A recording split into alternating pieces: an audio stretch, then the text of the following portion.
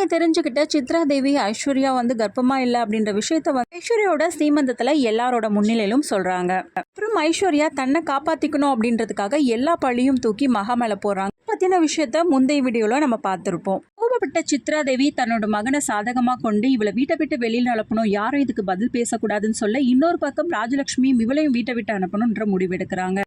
கோடீஸ்வரி அந்த விஷயத்த மட்டும் பண்ணாதீங்கம்மா அப்படின்னு மன்னிப்பு கேட்க குரல்ல பேச ஆரம்பிக்கிறாங்க ஐஸ்வர்யாவும். இது எல்லாத்துக்குமே காரணம் இந்த கௌதம் தான். அன்னைக்கு மட்டும் இந்த கௌதம் என்னை ஏமாத்தலாம், அன்னைக்கு தெருவா நடக்க வேண்டிய நிலைமை எனக்கு இருந்திருக்காது.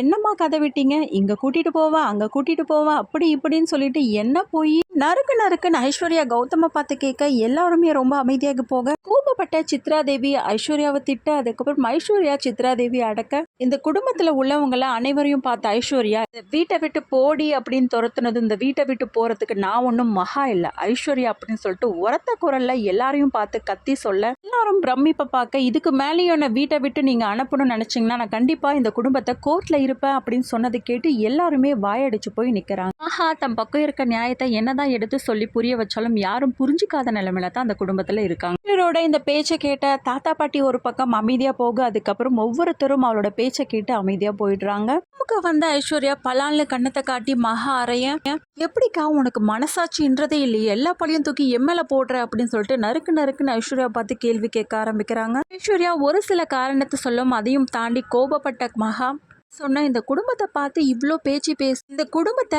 கோர்ட்ல இழுக்க போறிய, அவ்வளோ தைரியமாக்கா உனக்கு, எத்தனை தடவை நான் சொல்லியிருப்பேன் இந்த விஷயத்த சொல்லு, அம்மா ரொம்ப கஷ்டப்படுவாங்கன்னு சொல்லிட்டு எத்தனை தடவை நான் உனக்கு சொல்லியிருப்பேன், எல்லாரும் முன்னாடியும் அம்மா எவ்வளோ தலை குனிச்சு போய் நின்னாங்க, நீ பாத்தியாக்கா, இல்லை எப்படி திருந்த போற, இதுக்கப்புறமும் ஏதாவது பிரச்சனையில் என்னை இழுத்தன்னு வச்சுக்க, நானா இருக்க மாட்டேன் அப்படின்னு சொல்லிட்டு மகா ஐஸ்வர்யா பார்த்து கோவப்பட்டு அங்கேருந்து கிளம்புறாங்க.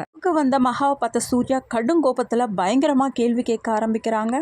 இன்னைக்கு கூட பொய் பேசுவேன் அப்படின்னு சொன்னாங்க, அதையும் மீறி இவ பொய்லாம் பேச மாட்டாங்க, உனக்கு நான் சப்போர்ட் பண்ணி பேசுனா இன்னைக்கு தான் உன்னோட சுயரூபமே எனக்கு தெரியுது அப்படின்னு பேச ஆரம்பிக்கிறாரு. ஆரம்பத்துல இருந்து தப்பு மேல தப்பு பண்ணிக்கிட்டு தான் இருந்திருக்க, எல்லாத்தையும் சுட்டி காட்டி இது வரைக்கும் நீ தப்பா தான் இருந்திருக்க அப்படின்னு சொல்லிட்டு மகா மேல பழிய தூக்கி போட, என்ன தப்புமே பண்ணலைங்க, தயவு செஞ்சு புரிஞ்சுக்கோங்க அப்படின்னு மகா நியாயப்படுத்த, இவ்வளோ தப்பு பண்ணிட்டு திரும்பவும் தப்பு பண்ணலையே அப்படின்னு சொல்லிட்டு வாய் கூசாம திரும்பவும் பொய் தானே சொல்ற, நீ பொய்யிலே பிறந்தவளா அப்படின்னு சொல்லிட்டு கேள்வி கேட்க, அதை நிறுத்துங்க, ஏன் உங்களுக்கு பொய் பேச தெரியாதா, தாத்தாவுக்காக என் கூட அன்பை பழகிற மாதிரி உங்களால் நடிக்க தெரியாதா அப்படி இப்படின்னு கேள்வி கேட்க, தாத்தாவுக்காக இவ்வளோ நாள் என் மேலே அன்பா இருக்கா மாதிரி நடிச்சிங்களா, அப்போ அதுக்கு என்ன அர்த்தம் அப்படின்னு சொல்லிட்டு மெகாவும் கேள்வி கேட்க, சூர்யா என்னத்தான் அமைதியா இருந்தாலும் கடைசியா திரும்ப கோவப்பட்டு பேச ஆரம்பிக்கிறாரு.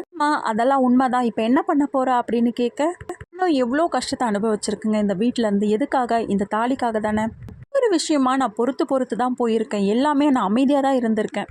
சொல்கிறேங்க, அந்த உண்மை எனக்கு எப்படி தெரியும்னா, அக்கா தாலி கட்டுறதுக்கு ஒரு 2 செகண்ட் முன்னாடி தான் அந்த உண்மை எனக்கு தெரிய வரும், நான் கீழே இறங்கி உண்மையை சொல்லணும்னு தான் ஓடி வந்தேன்.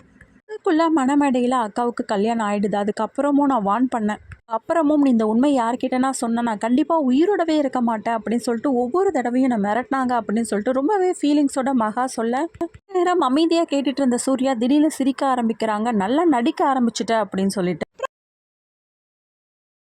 அதுக்கப்புறம் சூர்யா மகா மேலே பயங்கர கோவத்தில் இருக்கார். அதுக்கப்புறம் தாத்தாவுக்கு உடல்நிலை சரியில்லாமல் போகுது, தாத்தாவுக்கு என்ன பிரச்சனை இருக்குது அப்படின்றது பாட்டிக்கு தெரிய வருது, மட்டும் இல்லாமல் குடும்பத்தில் உள்ளவங்க எல்லாருக்குமே தெரிய வருது. தருணத்தில் மகா கையை பிடிச்சி சூர்யா கிட்ட ஒப்படைக்கிறாரு தாத்தா. இதோட இந்த எபிசோடு முடிச்சிருக்காங்க.